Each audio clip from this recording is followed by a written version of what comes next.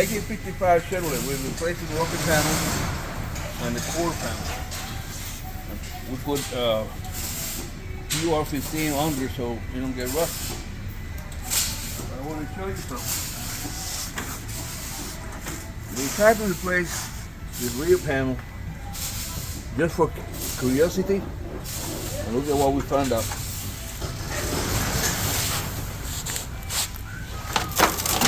This fiberglass is all rusted.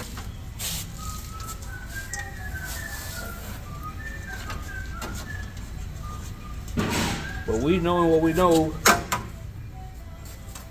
we already got the replacement pieces for it.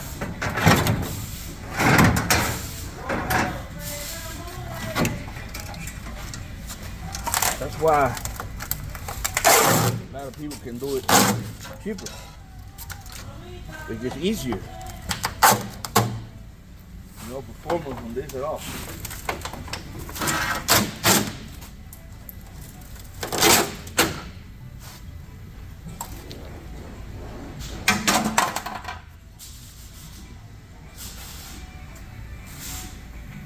Now we show you how we do it.